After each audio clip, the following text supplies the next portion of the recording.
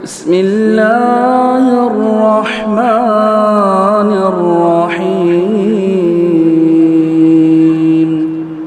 شہر رمضان الذی انزل فیہ القرآن۔ السلام علیکم ورحمۃ اللہ وبرکاتہ۔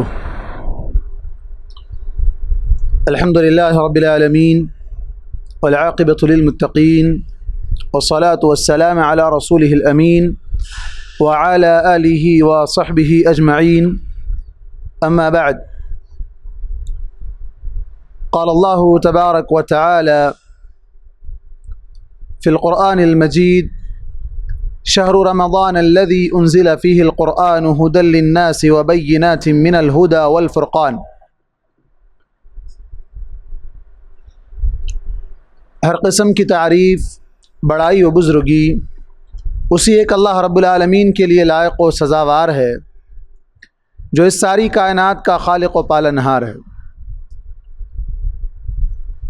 اس کا بے انتہا شکر و احسان ہے کہ جس نے ہمیں اشرف المخلوقات بنایا اور ہماری دنیاوی و اخروی فوز و فلاح کے لیے انبیاء اور رسولوں کو مبعوث فرمایا۔ اللہ کے تمام انبیاء اور رسولوں پر اور خصوصاً ہمارے نبی محمد مصطفیٰ صلی اللہ علیہ وسلم پر بے شمار درود و سلام نازل ہو۔ محترم ناظرین، آج آپ کے سامنے پہلے پارے کی تفسیر کے ساتھ حاضر ہوا ہوں۔ گزشتہ تفسیر میں مقدمہ اور سورہ فاتحہ کی تفسیر اور سورہ بقرہ کی ابتدائی 2 سے 3 آیات کی تفسیر آپ کے سامنے پیش کرنے کی سعادت حاصل کر چکا ہوں۔ یہ اللہ رب العالمین کا بڑا ہی فضل و کرم ہے کہ اللہ تبارک و تعالیٰ نے اس لاک ڈاؤن کے موقع پر آپ تمام تک تفسیر کو پہنچانے کے لیے اللہ تبارک و تعالیٰ نے مجھے توفیق بخشی ہے۔ اللہ تعالیٰ سے دعا ہے کہ یہ سلسلہ سارا رمضان چلتا رہے، ہم اور آپ سب صحت و عافیت سے رہیں، ہر قسم کے شر اور بیماری سے اللہ تبارک و تعالیٰ ہم تمام کو محفوظ رکھے۔ آج آپ کے سامنے میں سورہ بقرہ کی آیت نمبر 22 سے تفسیر کا آغاز کرنے جا رہا ہوں، اس لیے کہ 1 گھنٹے کے وقت میں مکمل تفسیر ناممکن ہے۔ اسی مناسبت سے چنندہ آیات کو آپ کے سامنے لے کر میں حاضر ہوا ہوں۔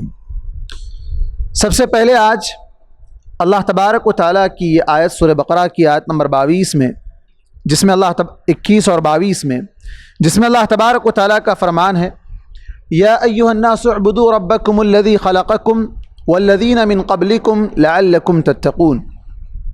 اے لوگو، تم اپنے اس رب کی عبادت کرو جس نے تم کو پیدا کیا اور تم سے پہلے والے لوگوں کو پیدا کیا، لعلکم تتقون، تاکہ تم تقوی والے بن جاؤ۔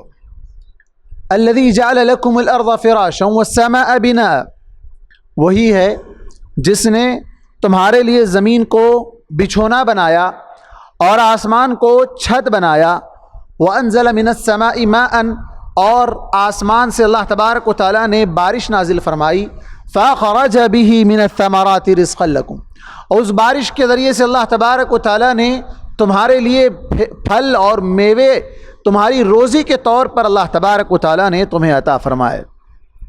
فلا تجعلوا للہ اندادا وانتم تعلمون، تو اللہ تعالیٰ کے ساتھ کسی اور کو اس کے برابر یا اس کا ہمسر مت بناؤ، حالانکہ تم جانتے ہو۔ ان آیات میں آپ غور کریں، اللہ تبارک و تعالیٰ نے جو پیغام دیا ساری انسانیت کو خطاب ہے، امت مسلمہ کے لیے خاص نہیں ہے، عرب کے لوگوں کے لیے خاص نہیں ہے، بلکہ ساری انسانیت سے خطاب ہے۔ یا ایھا الناس اعبدوا، اے لوگو تم عبادت کرو۔ کس کی عبادت کرو؟ آج دنیا میں لوگ عبادت کے معاملے میں بہت سے فرقوں میں بٹے ہوئے ہیں۔ بہت سے مذاہب میں بٹے ہوئے ہیں، کوئی پتھر کو، کوئی لکڑی کو، کوئی درخت کو، کوئی اپنے ہاتھ سے تراشے ہوئے بتوں کو، تو کوئی کسی کو پوج رہا ہے، عبادت کر رہا ہے۔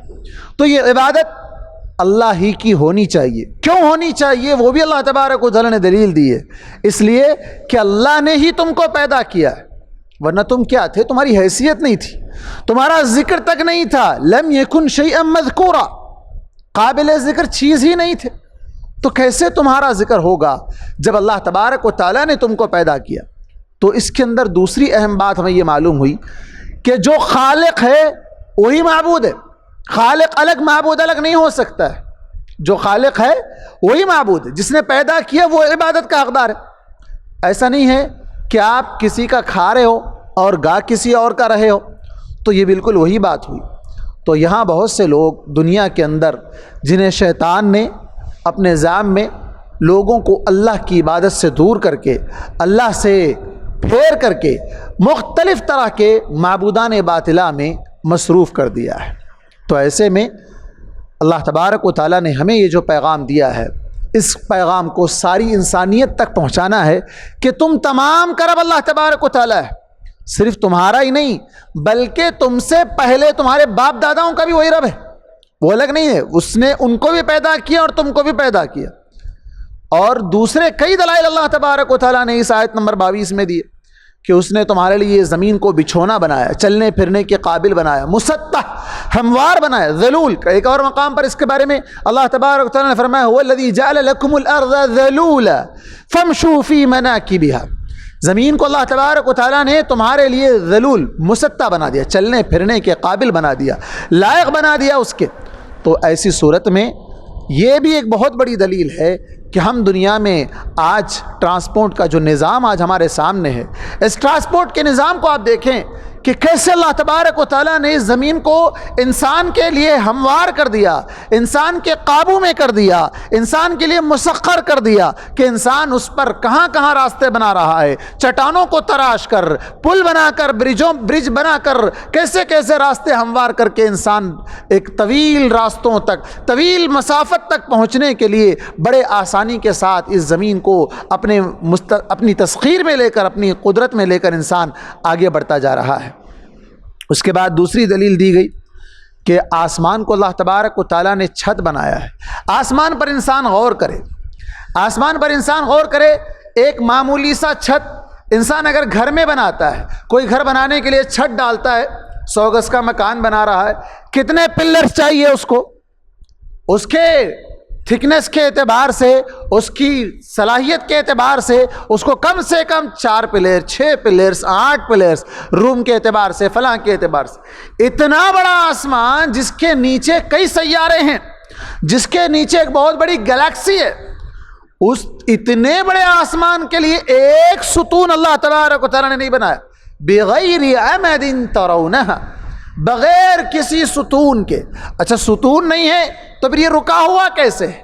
اور اگر رکا ہوا ہے تو اس کے اندر کوئی شگاف بھی نہیں ہے، اس کے اندر آپ کو کوئی سوراخ نظر نہیں آ رہا ہے، کوئی شگاف اس کے اندر نظر نہیں آ رہا ہے۔ من فطور، سورہ ملک کے اندر اللہ تبارک و تعالیٰ نے فرمایا هل ترى من فطور، کیا اس کے اندر تمہیں کوئی شگاف نظر آ رہا ہے، کوئی سوراخ اس کے اندر تم کو نظر آ رہا ہے، کوئی اس کے اندر کمی نظر آ رہی ہے؟ کوئی کمی نہیں ہے۔ تو آسمان پر انسان دیکھ لے کہ اس آسمان کو اللہ تبارک و تعالیٰ نے کیسے بنایا ہے۔ اچھا آسمان بنایا ہے تو اسی آسمان میں دیکھے بارش کہاں سے ہو رہی ہے؟ وہ بارش کا پانی انسان اپنے پینے کے لیے استعمال کرتا ہے، اپنی ضروریات زندگی کے لیے استعمال کرتا ہے، اور اپنی کھیتی باڑی میں استعمال کرتا ہے، جہاں سے اسے بہت سے غلے اگتے ہیں، پھل فروٹ اگتے ہیں۔ یہ تمام چیزیں بارش کے پانی سے ہوتی ہے، سمندر کے پانی سے نہیں ہوتی ہے۔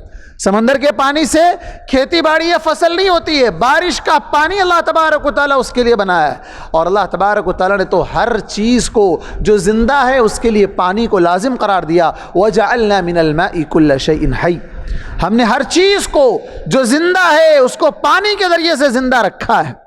تو پانی بہت بڑی چیز ہے۔ آج دنیا کے اندر کورونا وائرس کا ایک آفت کورونا وائرس کی آج ہمارے سامنے، جس کے اندر ہم اور آپ مبتلا ہیں، لیکن اس سے پہلے تک دنیا اس بات پر بحث کر رہی تھی، اس معاملے کو لے کر ایک تھرڈ ورلڈ وار کے بارے میں پلان بنا رہی ہے کہ پانی کے سلسلے میں پینے کا پانی دنیا سے ختم ہوتا جا رہا ہے، زمین کے نیچے سے پانی ختم ہوتا چلا جا رہا ہے، پانی پر انسان بحث کر رہا ہے اور اس کو لے کر ایک جنگیں بھی ہونے کے امکانات اور خدشات ظاہر کیے جا رہے ہیں۔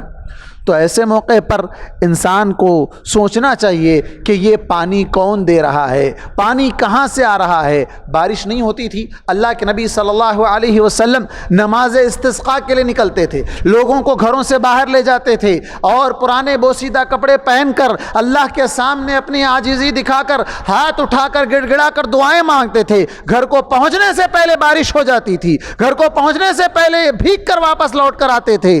تو یہ دیکھیں آپ پانی کون برساتا ہے؟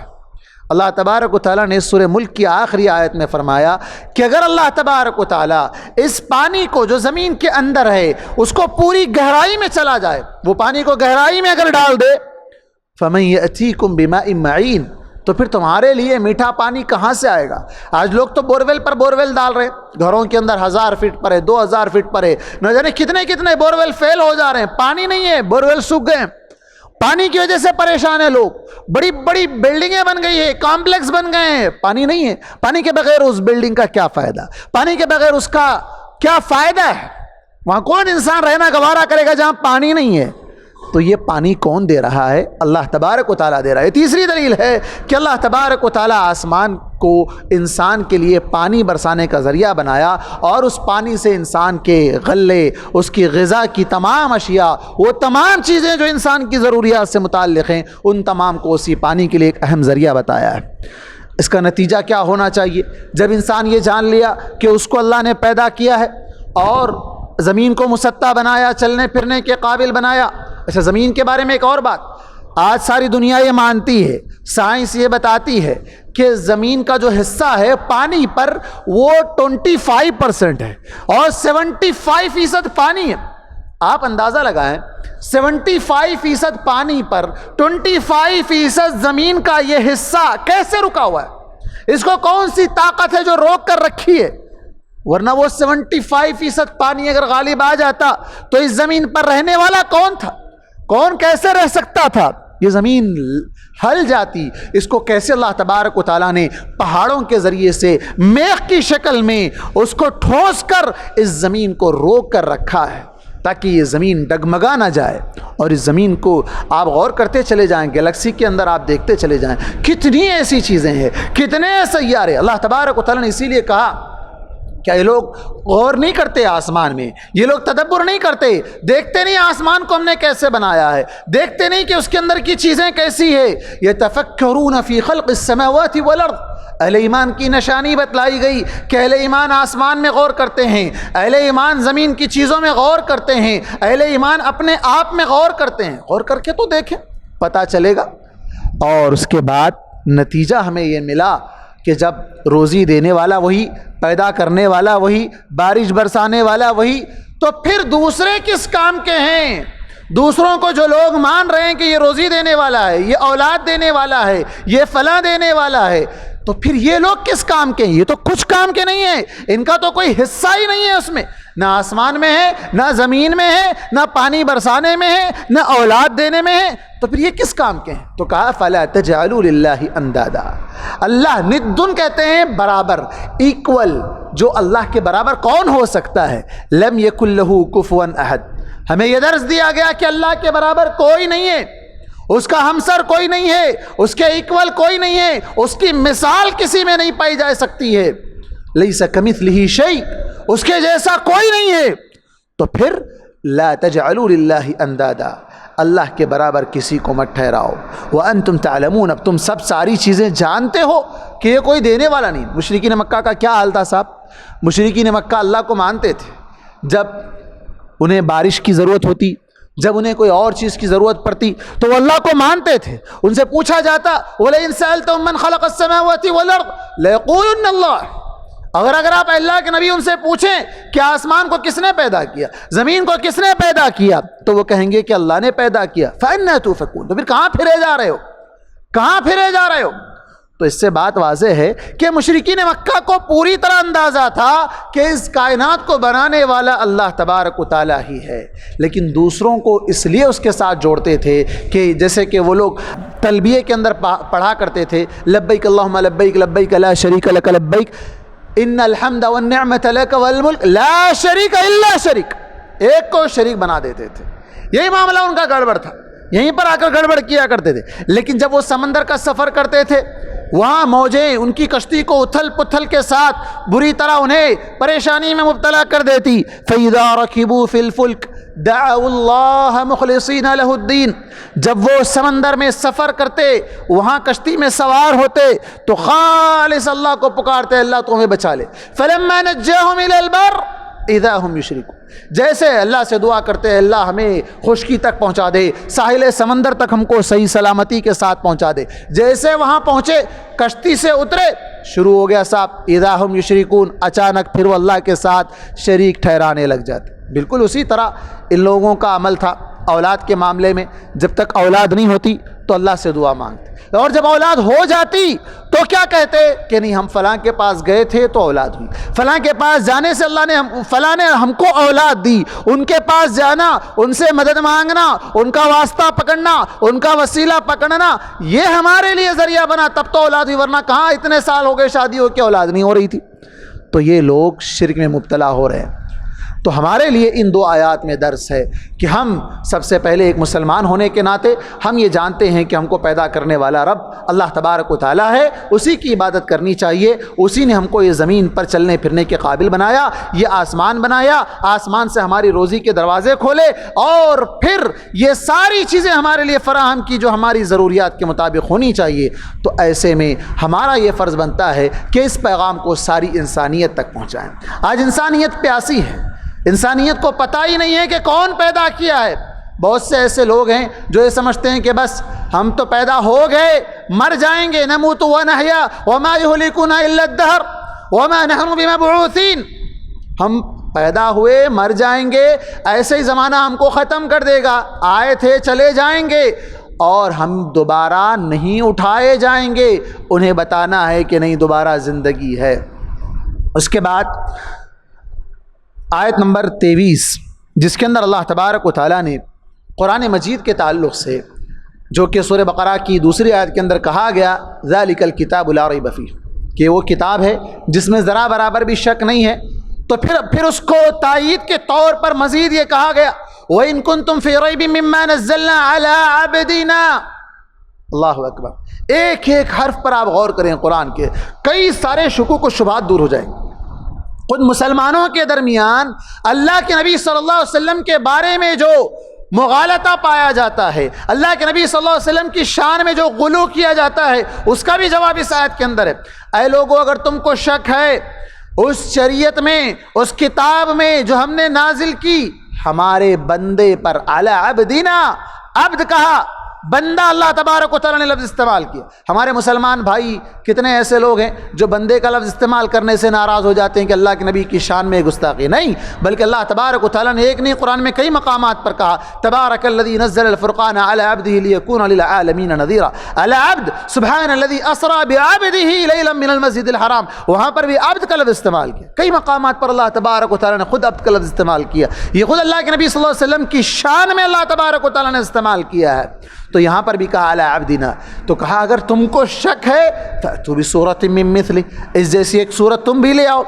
تم اکیلے نہیں لا سکتے تو لوگوں کو جمع کر لو اور لوگوں کو لے لو۔ اور سورہ بنی اسرائیل کے اندر کیا کہا گیا؟ کہا گیا کہ تم اگر خود نہیں لا سکتے تو تم جمع کر لو انسانوں کو، انسانوں سے نہیں ہو سک رہا ہے تو جنوں کو بھی جمع کر لو۔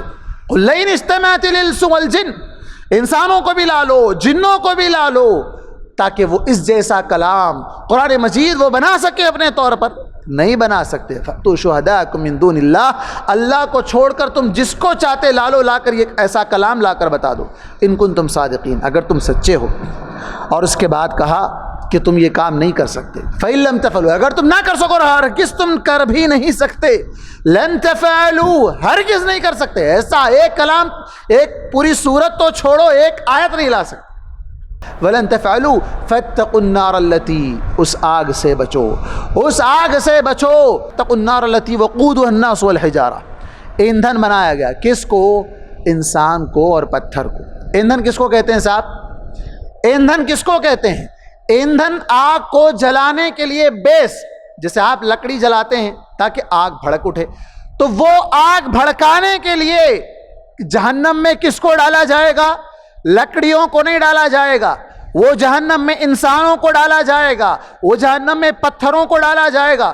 اسی لیے اہل ایمان کو خاص طور پر کہا گیا یا ایھا الذین آمنوا قوا انفسکم واہلیکم نارا وقودها الناس والحجارہ، اے لوگو جو ایمان لے آئے ہو تم اپنے آپ کو اور اپنے گھر والوں کو جہنم کی آگ سے بچاؤ، کیونکہ اس کا ایندھن انسان اور پتھر بننے والے ہیں، تو انسانوں کو ڈال کر تپایا جائے گا، آگ کو بھڑکایا جائے گا، ایسی آگ سے بچو۔ کیسے بچ سکتے ہیں؟ کیسے بچ سکتے ہیں اس آگ سے؟ اللہ پر ایمان لے آ کر۔ اگر اہل ایمان ہیں تو اللہ کے نبی صلی اللہ علیہ وسلم نے ایک ادنا مثال دی، ادنا مثال دی، کہا فاتقوا النار ولو بشق تمرہ، آگ سے بچو ایک کھجور کی گٹلی ہی کیوں نہ ہو صدقہ کر کے۔ بشق تمرات، کھجور کا ایک حصہ، آدھا کھجور، کھجور کو دو ٹکڑے کر دو، اس کا آدھا حصہ، یعنی تمہارے پاس دینے کے لیے کچھ نہیں ہے، ایک کھجور ہے تو ایک کھجور کا آدھا حصہ کر کے تم آدھا کھا لو، آدھا صدقہ کر دو۔ یعنی صدقہ کر کے انسان اپنے آپ کو جہنم کی آگ سے بچا سکتا ہے۔ تو جہنم کی آگ سے بچنا ہے، اور قرآن مجید کا یہ اسلوب رہا ہے کہ جہاں کہیں بھی قرآن مجید میں جنت کا تذکرہ آیا ہے تو اس کے فوراً بعد جہنم کا تذکرہ آیا ہے، اور اگر کہیں جہنم کا تذکرہ آیا ہے تو جنت کا تذکرہ آیا اس کے بعد لایا گیا، کہیں اہل ایمان کا تذکرہ آیا ہے تو اہل کفر کا اس کے بعد تذکرہ لایا گیا۔ یہ اللہ تبارک و تعالیٰ کا اسلوب رہا ہے۔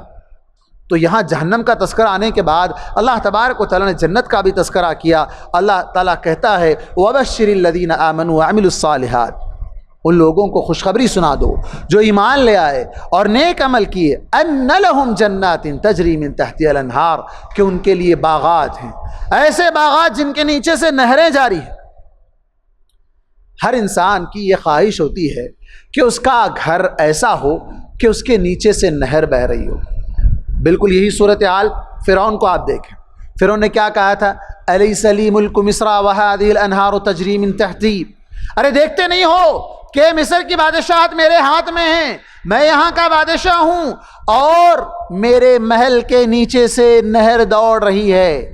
تو گھروں کے نیچے سے، محل کے نیچے سے نہروں کا دوڑنا، نہروں کا چلانا، یہ انسان کی ایک ہمیشہ خواہش رہا کرتی، اور اللہ تبارک و تعالیٰ اس خواہش کو جنت میں پورا کر رہا ہے۔ کتنی نہریں ہوں گی صاحب جنت میں؟ کتنی نہریں ہوں گی؟ 4 نہریں ہوں گی جنت میں۔ کون سی نہریں ہوں گی؟ سورہ محمد میں اللہ تبارک و تعالیٰ نے اس کا تذکرہ کیا۔ صاف شفاف پانی، یہاں پانی کے لیے ہم ترس رہے ہیں، پانی کے لیے لڑ رہے ہیں، صاف پانی نہیں مل رہا ہے، فلٹر کر رہے ہیں، فلاں کر رہے ہیں، بلکہ بورویل کا پانی تک کئی لوگوں کو نصیب نہیں ہے۔ وہاں جنت میں صاف و شفاف پانی کی نہر دوڑ رہی ہوگی، اور خالص دودھ، کوئی ملاوٹ نہیں ہوگی، بغیر کسی ملاوٹ کے خالص دودھ اللہ تبارک و تعالیٰ، وہاں دودھ کی نہر اللہ تعالیٰ دوڑائے گا۔ اور تیسری شہد، دنیا میں شہد بھی ڈپلیکیٹ مل رہا ہے، واللہ ماشاء اللہ کہیں اوریجنل مل جائے، وہاں اوریجنل شہد کی نہر ہوگی۔ اور پھر اس کے بعد شراب، جس کو دنیا میں حرام کیا گیا وہاں وہ حلال ہوگی، وہ پینے سے انسان کو نشہ نہیں آئے گا، سر میں درد نہیں ہوگا، بہکی باتیں نہیں کرے گا، بلکہ وہ ایسی شراب، خالص شراب ہوگی جو دنیا میں نہیں پیے گا اسے وہاں وہ جنت میں شراب پیے گا اور اس سے فائدہ اٹھائے گا۔ یہ جنت کی 4 نہریں ہوں گی۔ اور اس کے بعد کہا کلما رزقوا منها من ثمرۃ الرزق قالوا هذا الذي رزقنا من قبل، جب انہیں کوئی روزی دی جائے گی تو پھر وہ کہیں گے کہ یہ روزی تو ہم کو پہلے دی گئی۔ یعنی وہاں پھل اور میوجات کی قسمیں آپس میں متشابہ ہوں گی، یعنی کلر میں یا ذائقے میں اللہ تبارک و تعالیٰ نے ایسے بنایا ہے جس کا اندازہ ہم نہیں لگا سکتے۔ اللہ کے نبی صلی اللہ علیہ وسلم نے کیا کہا؟ جنت ایسی چیز ہے، جنت ایک ایسا مقام ہے جس کو کسی آنکھ نے نہیں دیکھا، کسی کان نے اس کے بارے میں نہیں سنا، کسی کے دل میں اس کے بارے میں خیال نہیں آیا، ہم اس کے بارے میں تصور نہیں کر سکتے ہیں کہ وہ کیا ہے۔ اچھا، یہاں ایک بہت بڑا مسئلہ ہے، بعض ہمارے درمیان ایسے لوگ پائے جاتے ہیں جو جنت جہنم کا انکار کرتے ہیں۔ وہ یہ کہتے ہیں کہ اللہ تبارک و تعالیٰ ڈرانے کے لیے یا عمل کروانے کے لیے جنت کا ذکر کیا اور جہنم سے ڈرانے کے لیے جہنم کا ذکر کیا، جبکہ حقیقت میں جنت جہنم نہیں ہے۔ یہ بات بالکل غلط ہے، یہ بات بالکل غلط ہے۔ جنت بھی موجود ہے، جہنم بھی موجود ہے۔ اہل سنہ والجماعہ کا یہ عقیدہ ہے کہ جنت بھی اللہ تبارک و تعالیٰ نے بنا دی ہے، جہنم بھی بنا دی ہے۔ اللہ کے نبی صلی اللہ علیہ وسلم کی بے شمار حدیثیں اس سلسلے میں موجود ہے۔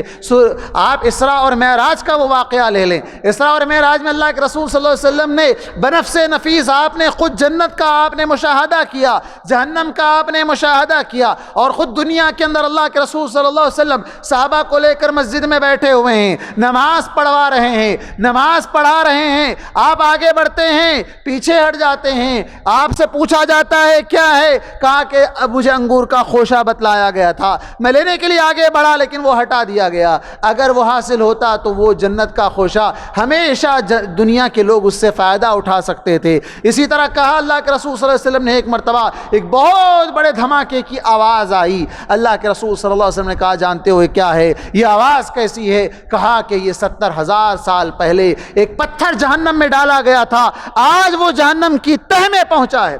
اللہ اکبر، 70,000 سال پہلے وہ جہنم میں ڈالا گیا تھا۔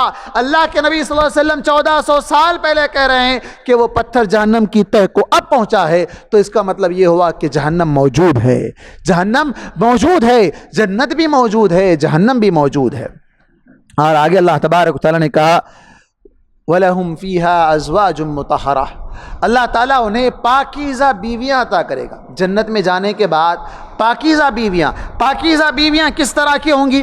اخلاق میں بڑے با اخلاق ہوں گی، خلقت کے اعتبار سے پاک ہوں گی، انہیں نہ حیض آتا ہوگا، نہ نفاس آتا ہوگا، نہ تھوک، نہ ریٹ، نہ کوئی گندگی، نہ پیشاب، نہ پاخانہ، کوئی چیز نہیں ہوگی، بالکل پاک و صاف شفاف ہوں گی، اور نظر کے اعتبار سے بھی وہ پاک نظر والی ہوگی، نظروں کو جھکائی رکھنے والی ہوگی، بلکہ عالم یہ ہوگا کہ انہیں کسی انسان نے یا کسی جن نے ابھی تک کوئی ٹچ تک بھی نہ کیا ہوگا۔ ایسی پاک باز بیویاں اللہ تبارک و تعالیٰ انہیں عطا کرے گا۔ اور اس کے بعد کہا وَهُمْ فِيهَا خَالِدُونَ، ہمیشہ اس میں رہیں گے۔ اگر کسی انسان کو آسائش والی زندگی فراہم کی جائے اور اسے کہا جائے کہ بھئی آپ ایک دن تم کو یہاں رہنا، اس کے بعد یہاں سے نکل جانا ہے، تو وہ ایک دن بھی اس کا سکون سے نہیں گزرے گا۔ وہ آسائشیں اس کے لیے نعمت ہونے کے باوجود زحمت بن جائے گی۔ وہ ایسے ہی اللہ تبارک و تعالیٰ جنت میں داخلہ دینے کے بعد کبھی کسی سے یہ نہیں کہے گا کہ تم کو چند دن یہاں رکھا جائے گا اس کے بعد یہاں سے نکال دیا جائے گا، تو انسان اس نعمتوں سے فائدہ نہیں اٹھا سکتا ہے۔ وہ ہمیشہ ایک ہی ذہن پر سوچتا رہے گا کہ مجھے یہاں رہ کر کیا فائدہ ہے، مجھے تو یہاں سے جانا ہے۔ لیکن اللہ تعالیٰ وہاں جنت کے بارے میں اس سے کہے گا کہ وَهُمْ فِيهَا خَالِدُونَ، ہمیشہ رہیں گے، کبھی یہاں سے نہیں نکالے جاؤ گے۔ تو سب سے بڑی خوش نصیبی تو یہی ہوگی۔ اسی لیے اللہ کے قرآن مجید میں دوسرے مقام پر کہا گیا فَمَنْ زُحْزِحَ عَنِ النَّارِ وَأُدْخِلَ الْجَنَّةَ فَقَدْ فَازَ، جس کو جہنم سے بچا لیا گیا اور جنت میں اس کو داخلہ دے دیا گیا، سب سے بڑا کامیاب ہے، سب سے بڑا کامیاب ہے۔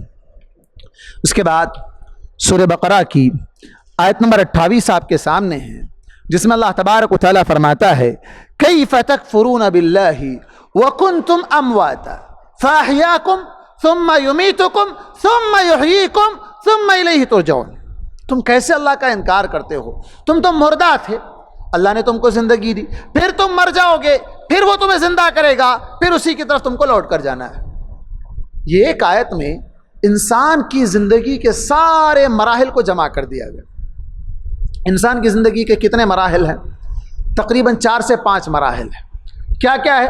سب سے پہلا مرحلہ انسان کی زندگی کا، وہ اس کا وجود نہیں تھا، وہ عدم میں تھا، وہ بالکل ناقابل ذکر چیز تھا، جسے اللہ تبارک و تعالیٰ نے فرمایا سورہ دہر کے اندر لم یکن شیئا مذکورا، انسان قابل ذکر نہیں تھا، اس کو ذکر نہیں کیا جا سکتا تھا، وہ تھا ہی نہیں، اس کا وجود ہی نہیں تھا، وہ بالکل عدم میں تھا۔ اس کو وجود بخشا، کیسے وجود بخشا؟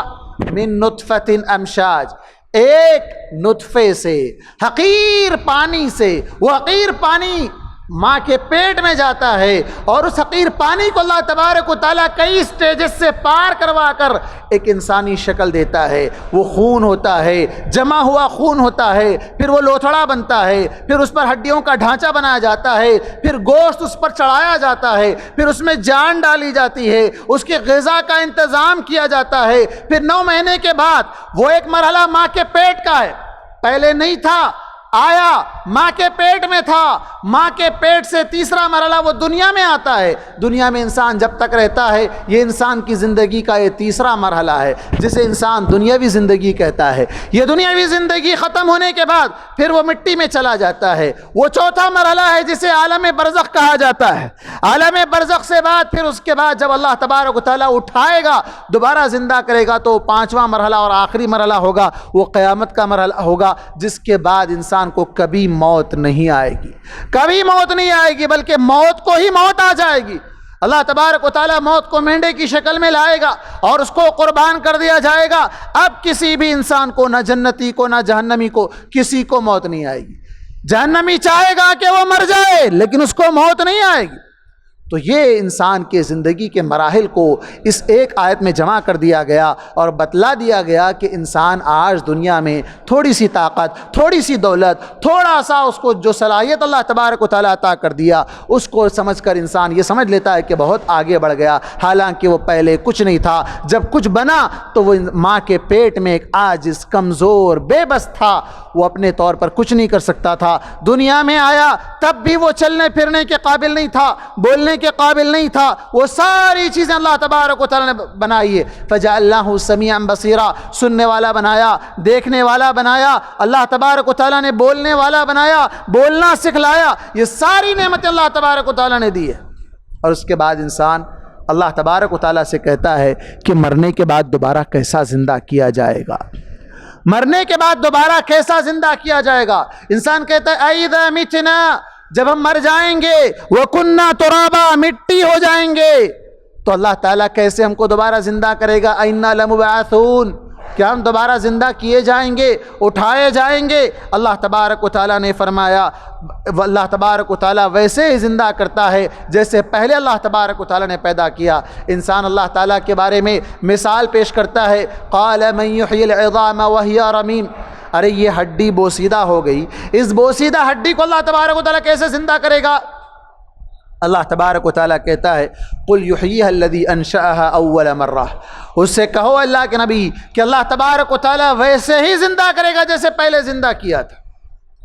اس سورہ بقرہ کے اندر 4 سے 5 مثالیں اللہ تبارک و تعالیٰ نے جمع کی ہے. میں خلاصے کے طور پر بتاتا ہوا چلوں گا. 5 مثالیں ہیں جس کو اللہ تبارک و تعالیٰ نے دنیا میں زندہ کر کے بتلایا. مرنے کے بعد زندہ کیسے ہو سکتے ہیں، انسان کا یہ جو گمان ہے، اس گمان کو اللہ تبارک و تعالیٰ نے حقیقت میں سامنے لا کر بتلا دیا. کیسے بتلایا؟ اللہ تبارک و تعالیٰ نے سورہ بقرہ کی آگے آیت آ رہی ہے، آیت نمبر 73 میں اللہ تبارک و تعالیٰ نے فرمایا اس بنی اسرائیل کے واقعے میں جہاں ایک شخص نے دوسرے شخص کو قتل کر دیا تھا. اب اس قاتل کا پتہ نہیں چل رہا تھا کہ کس نے قتل کیا. مقتول کے ورثہ مطالبہ کر رہے ہیں کہ ہمیں قصاص چاہیے، جس نے بھی ہمارے آدمی کو قتل کیا اس کو قتل کیا جانا چاہیے. کیسے معلوم ہو؟ لوگ اللہ کے نبی موسیٰ کے پاس آئے. اللہ تبارک و تعالیٰ نے کہا کہ موسیٰ ان کو حکم دو کہ وہ ایک گائے کو ذبح کریں اور اس گائے کے گوشت کو لے کر اس مقتول کے جسم پر لگائیں. وہ مقتول زندہ ہوگا، وہ مقتول جو مر گیا ہے وہ اٹھے گا، زندہ ہوگا، اللہ کی قدرت سے، اللہ کی مشیت سے اٹھے گا اور اٹھ کر وہ بتائے گا کہ اس کو کس نے قتل کیا ہے. تو یہ پہلی مثال تھی، اس کی تفصیل آگے آ رہی ہے. اس کے بعد دوسری مثال ہے سورہ بقرہ کی آیت نمبر 56 میں، ثم بعثناکم من بعد موتکم ثم بعثناکم من بعد موتکم لعلکم تشکرون. جب موسیٰ علیہ السلام سے بنی اسرائیل کے لوگوں نے مطالبہ کیا کہ ہم اللہ تعالیٰ کو ڈائریکٹ دیکھنا چاہتے ہیں، جب تک اللہ کو ڈائریکٹ نہیں دیکھیں گے ایمان نہیں لائیں گے، تو اللہ تبارک و تعالیٰ نے موسیٰ علیہ السلام کو حکم دیا. موسیٰ علیہ السلام ان تمام کو لے کر طور نامی پہاڑ پر چڑھ گئے. وہاں فَأَخَذَتْكُمُ الصَّاعِقَةُ، وہاں انہیں ایک بجلی نے پکڑ لیا اور وہ سب کے سب مر گئے، آنکھوں کے سامنے مر گئے. پھر اللہ تبارک و تعالیٰ نے ان کو زندہ کیا. ثم بعثناکم من بعد موتکم, مرنے کے بعد دوبارہ زندہ کر کے اللہ تبارک و تعالیٰ نے اٹھایا. لعلکم تشکرون. یہ دوسری مثال. تیسری مثال اسی سورہ بقرہ کی آیت نمبر 143 میں 143 کے اندر اللہ تبارک و تعالیٰ نے اس کا ذکر کیا کہ بنی اسرائیل ہی میں کچھ لوگوں پر طاعون کا عذاب یا پھر کسی دشمن کا خوف مسلط کر دیا گیا. اس دشمن کے خوف سے یا طاعون کے خوف سے وہ بچ کر بھاگنے لگے موت کے ڈر سے کہ ہم مر نہ جائیں. بنی اسرائیل کی یہ ہمیشہ کی فطرت رہی ہے کہ وہ موت سے بھاگتے ہیں, مرنا کبھی نہیں چاہتے ہیں. آگے آیت آ رہی ہے اس سلسلے میں, وہ کبھی مرنا نہیں چاہتے, ہمیشہ زندہ رہنا چاہتے ہیں. تو وہاں موت سے بچنے کے لیے بھاگنے لگے.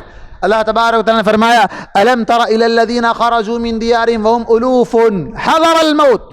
اے نبی کیا آپ نے ان لوگوں کے بارے میں ان کو نہیں دیکھا جو نکل پڑے تھے, ہزاروں کی تعداد میں تھے, موت سے بچنے کے لیے. اللہ نے کہا فقال لهم اللہ موتوا, اللہ نے کہا مر جاؤ تم سب.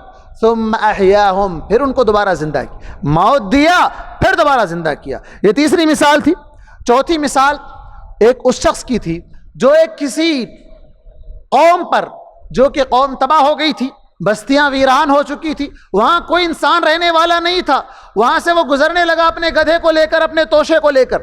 سورہ بقرہ آیت نمبر 259 اللہ تبارک و تعالیٰ نے اس کے بارے میں ذکر کیا کہ وہ آدمی وہاں سے گزر رہا تھا تو کہنے لگا کہ یہ مرے ہوئے لوگ, یہ بستی کے لوگوں کو اللہ تعالیٰ کیسے دوبارہ زندہ کرے گا. تو اللہ تبارک و تعالیٰ نے اس کو مار دیا. فَأَمَاتَهُ اللَّهُ 100 عام, 100 سال تک مار دیا, سلا دیا اس کو 100 سال تک. 100 سال تک وہ مرا ہوا مردہ رہا. 100 سال کے بعد اللہ تبارک و تعالیٰ نے اس کو اٹھایا اور اس سے پوچھا کتنے سال تک تو سویا ہوا تھا. کہا بس دن یا دن کا آدھا سا حصہ, یوم او بعد یوم, آدھا سا حصہ ہے, کچھ حصہ میں سو کر اٹھا. اس سے کہا کہ نہیں, تو 100 سال سے مرا ہوا تھا, 100 سال کے بعد اللہ تبارک و تعالیٰ نے تجھے زندہ کیا. اگر تجھے یقین نہیں آتا تو دیکھ لے اپنے گدھے کو, وہ ہڈیاں اس کی جو نا سڑ گل گئی ہیں, اس کا گوشت ختم ہو چکا ہے. اب اللہ تبارک و تعالیٰ اس کی آنکھوں کے سامنے اس گدھے کو ہڈیوں کو جوڑا, اس پر گوشت اڑایا, اس کو زندہ کر کے آنکھوں کے سامنے بتلا دیا. تو تب اس نے کہا فلما تبین له قال اعلم ان اللہ علی کل شیء قدیر. جب واضح ہو گیا کہ اللہ تبارک و تعالیٰ زندہ کرنے والا ہے تو تب کہنے لگا کہ میں جان گیا ہوں کہ اللہ تبارک و تعالیٰ ہر چیز پر قادر ہے. اسی طرح سورہ بقرہ کی آیت نمبر 260 میں ابراہیم علیہ السلام کا تذکرہ ہمیں ملتا ہے. ابراہیم علیہ السلام اللہ پر سب سے زیادہ ایمان رکھنے والے, لیکن انہوں نے اطمینان دل اور دل کے سکون اور عین الیقین کے لیے اللہ تبارک و تعالیٰ سے سوال کرتے ہیں رب ارینی کیف تحیی الموتى, اے پروردگار مجھے بتا کہ تو کیسے مردوں کو زندہ کرتا ہے.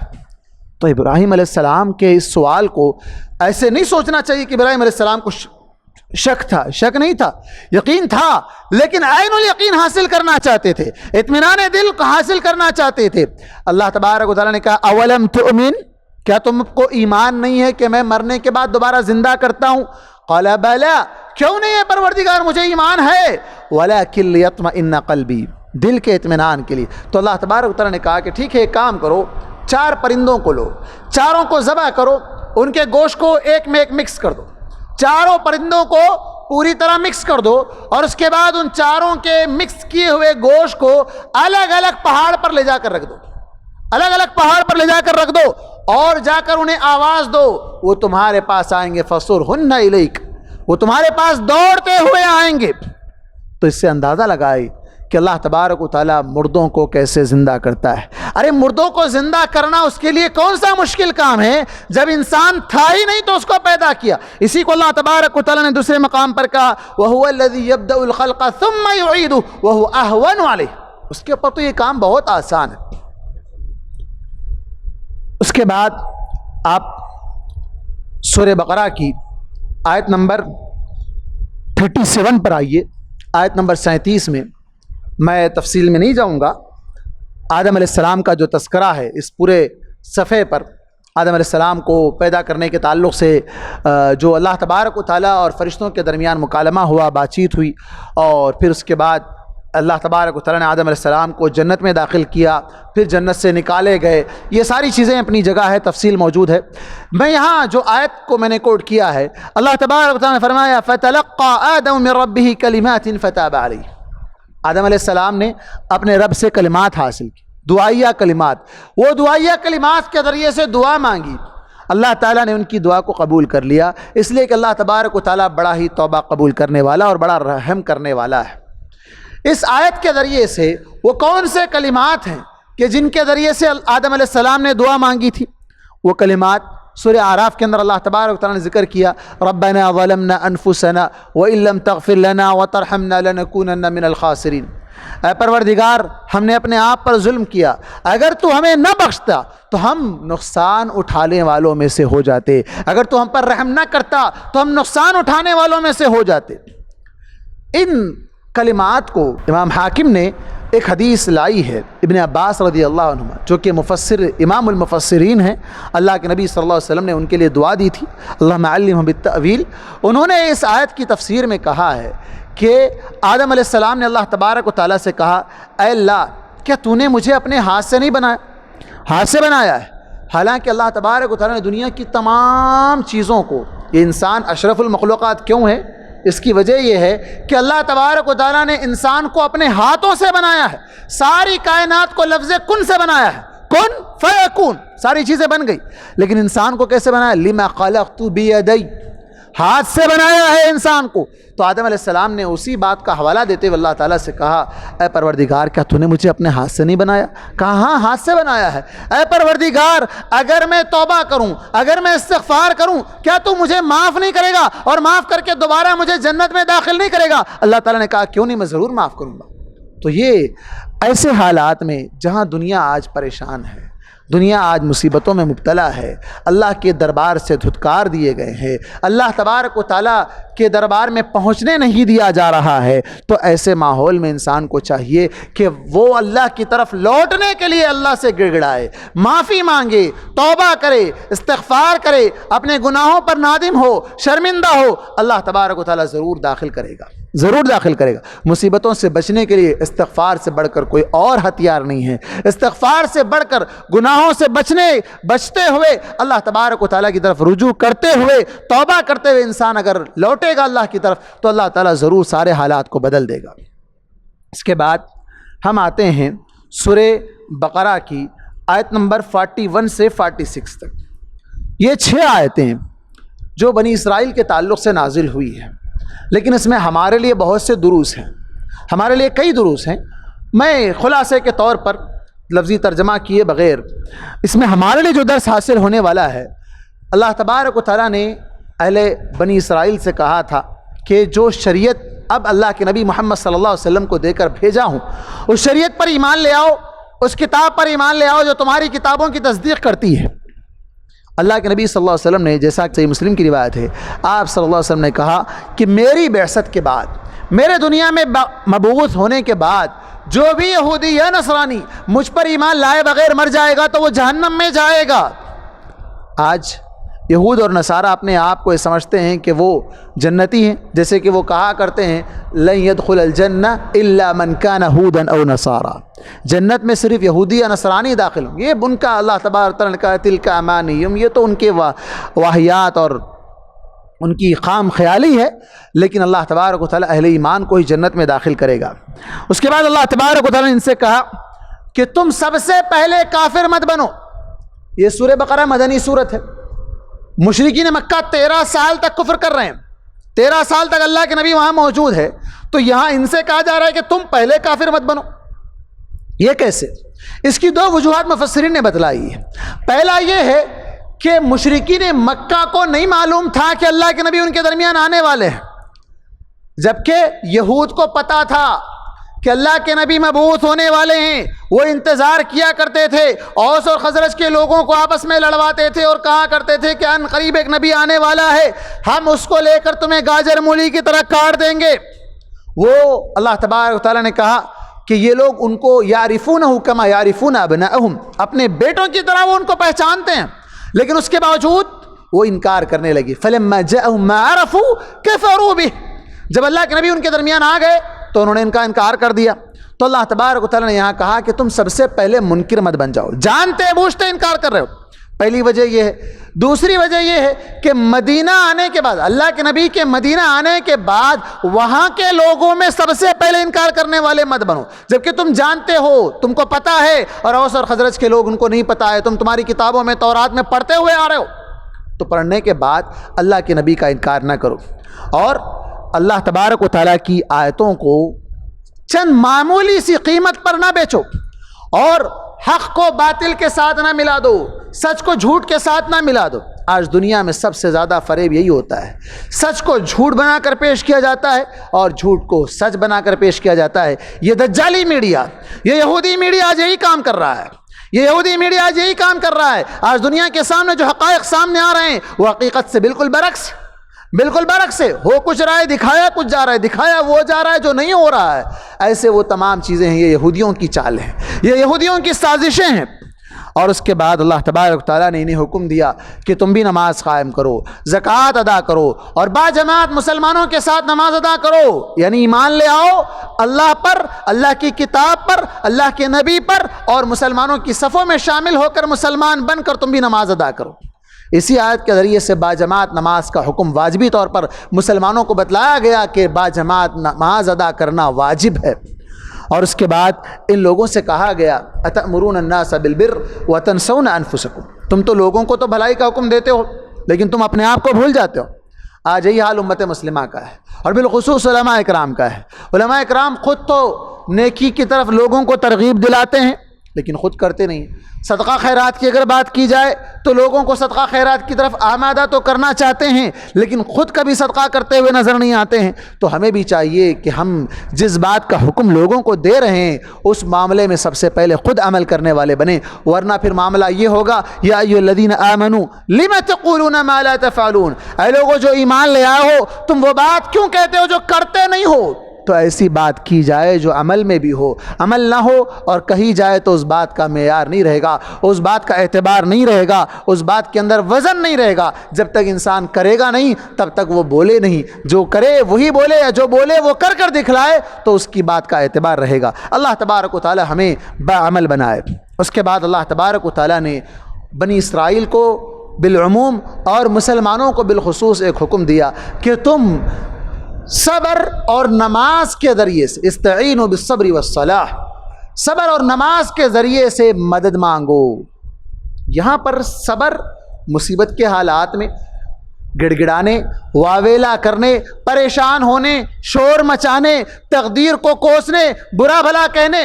آج حالات لاک ڈاؤن کے چل رہے ہیں, کتنے لوگ ہیں جو پریشان ہیں, ساری دنیا پریشان ہے. کئی لوگ ہیں جو بے روزگار ہو گئے, جاب لیس ہو گئے, ان کے پاس جاب نہیں ہے. کئی لوگ ہیں جو قرض دار ہو گئے, مقروض ہو چکے ہیں. کئی لوگ ہیں کئی پریشانیاں, کہیں کوئی پھنس گئے, کہیں کچھ ہو گیا, کہیں کچھ ہو گیا. اللہ کی مرضی کے بغیر پتہ بھی نہیں ہلتا ہے. یہاں پر انسان اللہ کو اگر کوسنے لگے, ایسا ابھی ہونا تھا کیا, ایسا اب کیوں ہو گیا, وہ کیوں ہو گیا, یہ کیوں ہو گیا, تو یہ تقدیر سے شکوہ ہے, تقدیر سے شکایت ہے. تقدیر سے شکایت نہیں کرنا ہے. تقدیر میں جو لکھا ہے وہ ہو کر رہے گا. صبر کے ساتھ کام لینا ہے, صبر کے ساتھ کام لینا ہے.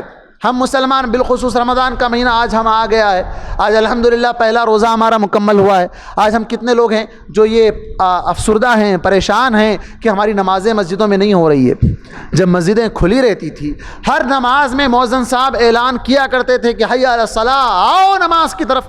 کتنے لوگ آتے تھے, سنتے تھے, لیکن اٹھنے کے لیے ہمارے پاس وقت نہیں تھا. ہم کاروبار میں مصروف رہتے تھے, گپ شپ میں, فلم دیکھنے میں, سیریل دیکھنے میں, مختلف چیزوں کے اندر مصروف رہا کرتے تھے. جب مسجد کو نہیں آتے تھے. آج ہمیں بڑا احساس ہو رہا ہے کہ ہم مسجد کو نہیں جا پا رہے ہیں, تو یہ بھی اللہ کی مرضی سے ہی ہو رہا ہے, اللہ کی مرضی کے بغیر تو نہیں ہو رہا ہے. اللہ کے نبی صلی اللہ علیہ وسلم کو صلح حدیبیہ کے موقع پر آپ صلی اللہ علیہ وسلم عمرہ کرنے کے لیے نکلے ہیں مدینے سے. آپ جانا چاہتے ہیں مکے کو, آپ کو راستے میں حدیبیہ کے مقام پر روک دیا گیا, آپ بڑے پریشان ہیں, لیکن آپ صلی اللہ علیہ وسلم کو حکم دیا گیا انا فتحنا لک فتحا مبینا, ہم آپ کو فتح عطا کرنے والے ہیں, فتح دے چکے ہیں. آپ واپس لوٹ رہے ہیں, دل آپ کا افسردہ ہے لیکن اس کے باوجود آپ واپس جا رہے ہیں. تو آپ اندازہ لگائیے ایسے ماحول میں اگر کوئی مصیبت آئی ہے ہم پر تو اس کو صبر کے ساتھ ڈیل کرنا ہے. اور نماز, اب نماز کی بات آئی ہے تو نماز کہاں ادا کرنا ہے, ہر آدمی کو اپنے گھر کو مسجد بنانا ہے۔ اس معاملے میں آج ایک سوال ہمارے سامنے آیا ہے، جیسے اس سوال کا جواب شاید میں کل بھی دے چکا ہوں، لیکن آج ایک سوال پھر سے آیا ہے کہ بہت سے لوگ جو گھروں میں نماز ادا کر رہے ہیں، بالخصوص تراویح اگر پڑھ رہے ہیں، تو کئی ایسے لوگ ہیں جن کو قرآن پڑھنا نہیں آتا، لیکن ان کی عورتوں کو اچھا پڑھنا آتا ہے، خواتین کو قرآن پڑھنا آتا ہے، ان کی کوئی بیٹی یا بہن یا کوئی ان کی جو نا بیوی حافظہ ہے، وہ نماز کی امامت کر رہی ہے۔ کیا امامت کر سکتی ہے عورت؟ امامت صرف عورتوں کی کر سکتی ہے، مرد حضرات کی نہیں۔ وہ سب بنا کر عورتوں کے درمیان کھڑی ہوگی، عورتوں کی ہی امامت کرے گی، کوئی مرد اس کے پیچھے نماز نہیں پڑھے گا۔ اور اسی طرح ایک دوسرا سوال یہ آیا کہ اگر مرد حضرات نماز پڑھا رہے ہیں، عورتیں پیچھے نماز پڑھ رہی ہیں، اور مرد حضرات میں سے جو امام صاحب نماز پڑھا رہے ہیں ان سے کوئی غلطی ہو گئی، انہیں کوئی لقمہ دینے کی ضرورت پڑے، تو کیا عورت لقمہ دے سکتی ہے؟ ہاں دے سکتی ہے، عورت لقمہ دے سکتی ہے، لیکن عورت امام نہیں بن سکتی ہے۔ اس کے بعد آتے ہیں سورہ بقرہ کا نام جو بقرہ رکھا گیا ہے اس کی وجہ تسمیہ کیا ہے؟ اللہ تبارک و تعالیٰ نے آیت نمبر 67 سے 73 تک 67 سے 73 تک ساری تفصیل اس کے اندر ذکر ہے۔ جیسے کہ میں نے ابھی خلاصے کے طور پر پیش کیا تھا کہ ایک شخص کو مار دیا گیا تھا، وہ مقتول ہے، اس کے ورثاء نے مطالبہ کیا کہ ہمیں قصاص چاہیے، قاتل کون ہے پتہ ہو تاکہ ہم قاتل کو قتل کر دیں۔ تو اللہ تبارک و تعالیٰ نے حکم دیا کہ گائے کو ذبح کرو۔ یہاں تھوڑا سا رک کر آپ سوچیں کہ گائے کو ہی ذبح کرنے کا حکم کیوں دیا گیا؟ یہاں گائے کو ہی ذبح کرنے کا حکم کیوں دیا؟ کوئی اور جانور کو کیوں ذبح کرنے کا حکم نہیں دیا گیا؟ اس لیے کہ بنی اسرائیل میں سامری نے لوگوں کے لیے گائے کا بچھڑا معبود کے طور پر پیش کیا تھا، اور لوگوں کو بتایا تھا کہ الہکم و الہ موسیٰ فنسی، یہ تمہارا معبود ہے، تمہارے موسیٰ کا معبود ہے، موسیٰ بھول گیا ہے، تم اس کی عبادت کرو۔ لوگ اس بچھڑے کی، اس معبود کی عبادت میں لگ گئے تھے۔ تو اس معبود کی حقارت بتانے کے لیے، اس کو ذلیل کرنے کے لیے کہ دیکھو یہ تمہارا معبود نہیں ہو سکتا ہے، اس آیت کے اندر حکم بنی اسرائیل کو دیا گیا کہ وہ گائے کو ذبح کرے۔ اس حکم کو مسلمان اپنے لیے یہ لازم نہ کر لیں کہ ہم گائے ہی ذبح کریں گے، نہیں، یہ ہمارے لیے حکم نہیں دیا گیا کہ ہم گائے ہی کو ذبح کریں، گائے کے علاوہ کوئی دوسرا جانور ذبح نہیں کر سکتے ہیں۔ ہاں گائے کو ذبح کر سکتے ہیں، لیکن لازم تو نہیں کیا گیا کہ گائے ہی ذبح کی جائے۔ یہ گائے کو ذبح کرنے کا حکم بنی اسرائیل کو دیا گیا تھا تاکہ وہ جو عقیدہ اپنے ذہنوں میں بٹھائے ہوئے تھے کہ یہ ان کا معبود ہے، جیسے آج بھی بہت سے لوگ ہیں، آج بھی یہود کے اندر لوگ بنائے رکھے ہیں، ان کی ایک گائے کو بچھڑا بنا رکھا ہے انہوں نے، جو اس وقت سے لے کر آج تک بھی ان کے اندر وہ چیز پائی جا رہی ہے۔ اور آج ہمارے پاس بھی، ہمارے برادران وطن کے اندر بھی ایسے لوگ ہیں جو گائے کو اپنا معبود مانتے ہیں۔ تو اللہ تبارک و تعالیٰ نے اس وجہ سے حکم دیا تھا۔ اچھا، قاتل کو معلوم کرنے کے لیے یہ اللہ تبارک و تعالیٰ نے ایک سبب بتلایا اس وقت کے لیے، بعد میں اگر کوئی مقتول مر گیا تو کیا آج اس کو اس طرح سے زندہ کیا جا سکتا ہے؟ نہیں کیا جا سکتا ہے۔ وہ اللہ کی مرضی سے، اللہ کی مشیت سے، اللہ تبارک و تعالیٰ کے حکم سے وہ زندہ ہوا اور بتایا کہ فلاں نے مجھے قتل کیا۔ قتل کرنے کے بعد اس نے خبر دے دی اٹھ کر زندہ ہو کر کہ فلاں نے مجھے قتل کیا۔ اللہ تبارک و تعالیٰ نے آخر میں کہا کذالک یحیی اللہ الموتى، اللہ تعالیٰ اسی طرح مردوں کو زندہ کرتا ہے۔ یہاں یہ شخص مر گیا تھا، اٹھ کر بولا فلاں نے قتل کیا ہے، تو یہ زندہ ہوا، ہو کر بولا لوگوں کے فلاں نے قتل کیا ہے، تو اللہ تعالیٰ بتا دیا کہ دیکھو مردے کو زندہ کرنا اللہ تبارک و تعالیٰ کا کام ہے، اللہ تعالیٰ زندہ کرتا ہے۔ اور پھر اس کے بعد یہ بنی اسرائیل کی قوم جو مرنا نہیں چاہتی ہے، ان سے کہا گیا قل ان کانت لکم الدار الاخرہ، آیت نمبر 94 کے اندر اللہ تبارک و تعالیٰ نے ذکر کیا کہ تم مرنا نہیں چاہتے ہو، اگر تم یہ سمجھتے ہو کہ اللہ کے پاس تمہارا مقام ہے، تم ہی جنت میں جانے والے ہو، جیسے کہا کرتے تھے لن يدخل الجنت الا من كان هودا او نصارى، جنت میں تو صرف یہودی یا نصرانی ہی جائے گا۔ تو اللہ تبارک و تعالیٰ کے پاس یہ اپنے آپ کو بڑا محبوب اور چہیتا بتاتے تھے، جیسے کہ اللہ تبارک و تعالیٰ نے سورہ مائدہ کے اندر ان کا ذکر کیا، وہ کہا کرتے تھے نحن ابناء اللہ، ہم اللہ کے بیٹے ہیں، واحباؤہ، اس کے چہیتے بندے ہیں۔ تو اللہ تبارک و تعالیٰ نے کہا قل فلم يعذبكم بذنوبكم، اگر تم اللہ کے بیٹے ہو، اگر تم اللہ کے چہیتے ہو تو اللہ تعالیٰ تمہیں عذاب کیوں دے گا؟ تمہیں عذاب دے رہا ہے اللہ تبارک و تعالیٰ، تمہیں ذلیل کر رہا ہے، دنیا کے اندر عذاب دے رہا ہے، تمہیں اللہ تبارک و تعالیٰ دنیا کے اندر حقیر بنا دیا ہے، تو یہ ساری چیزیں کیوں ہیں؟ اور جہنم میں اللہ تبارک و تعالیٰ تمہیں ڈالنے والا ہے۔ تو تم یہ جو سمجھ رہے ہو کہ تم اللہ کے چہیتے ہو، تو ایک کام کرو، تم مر جاؤ، تم موت کی تمنا کرو. اس کو کہا جاتا ہے دعوت مباہلہ. موت کی طرف اللہ کے نبی صلی اللہ علیہ وسلم نے کہا کہ اگر یہ لوگ اس وقت دعوت مباہلہ کو قبول کر کے اگر وہ موت کی تمنا کر لیتے تو اسی وقت سارے یہودی ختم ہو جاتے تھے. اسی وقت سارے یہودی ختم ہو جاتے اور جا کر جہنم میں وہ اپنا عذاب کا انتظار کیا کرتے تھے, جہنم کو دیکھ لیا کرتے تھے. لیکن اس وقت انہوں نے موت کا مطالبہ یا موت کی تمنا نہیں کی. کیوں نہیں کی؟ آگے کی آیت میں اللہ تبارک و تعالیٰ نے کہا لَتَجِدَنَّهُمْ أَحْرَصَ النَّاسِ عَلَىٰ حَيَاةٍ. یہ مرنا کہاں چاہتے ہیں, تو ہمیشہ زندہ رہنا چاہتے ہیں. بلکہ ان میں سے ایک آدمی تو یہ چاہتا ہے کہ 1000 سال کی زندگی ہو.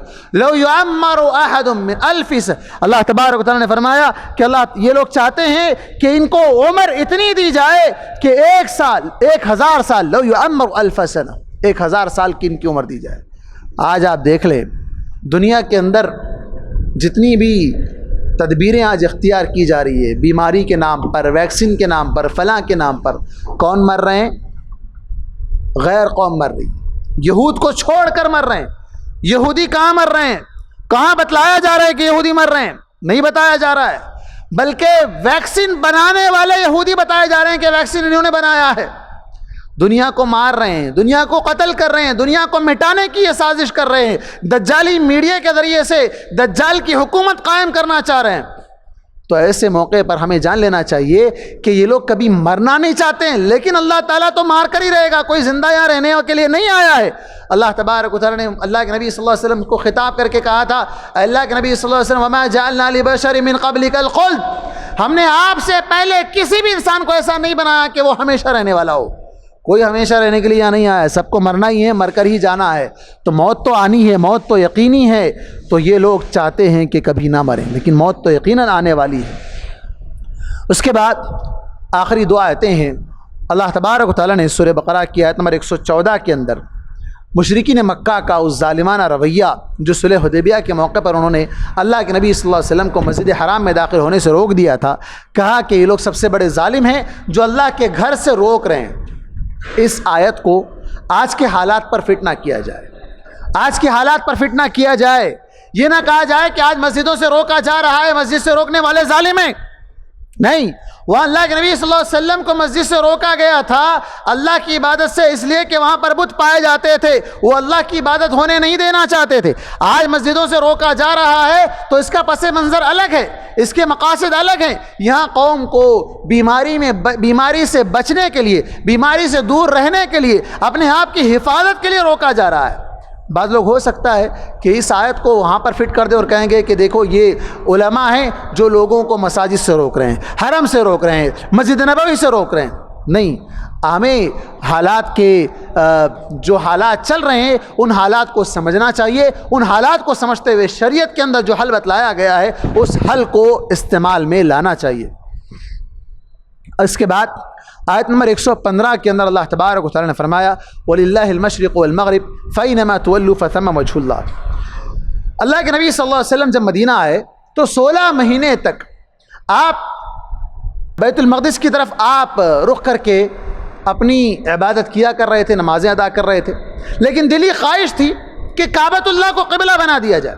جب تک کعبہ کے پاس تھے 13 سال تک کعبۃ اللہ میں رہ کر نماز ادا کر رہے تھے. کعبۃ اللہ آنکھوں کے سامنے ہوتا تھا, قبلہ بیت المقدس ہوا کرتا تھا, قبلہ بیت المقدس ہوا کرتا تھا. لیکن جب مدینہ چلے گئے تو کعبۃ اللہ کا دیدار بھی ختم ہو گیا, اب کعبۃ اللہ کو دیکھنا بھی نصیب نہیں ہو رہا ہے. تو آپ کے دل میں خواہش تھی 16 مہینے تک, 1.5 سال کی مدت تک, تقریباً 1.5 سال, 2 مہینے کم, اس وقت تک آپ کی دلی یہ خواہش تھی کہ کعبۃ اللہ کو قبلہ بنایا جائے. اللہ تبارک و تعالیٰ نے حکم دیا اس آیت کے اندر کہ آپ چاہے جس طرف رخ کریں, رخ تو اللہ ہی کی طرف ہو رہا ہے, چاہے کعبہ کی طرف ہو یا نہ ہو.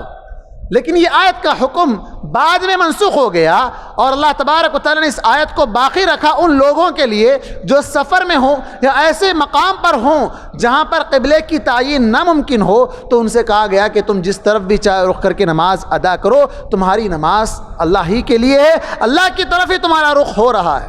تو مسافر کے لیے اس کے اندر حکم باقی رہ گیا, اور جو مقیم ہیں, جو قبلے کی تعین آج تو بہت سے آلات ایسے آ گئے ہیں کہ انسان سفر میں بھی فون کے ذریعے سے، کمپاس کے ذریعے سے اپنا قبلے کی تعین کر سکتا ہے، تو اس کے ذریعے سے انسان نمازوں کی تعین کر کے، نماز کے لیے قبلے کی تعین کر کے نمازوں کو وقت پر ادا کرے۔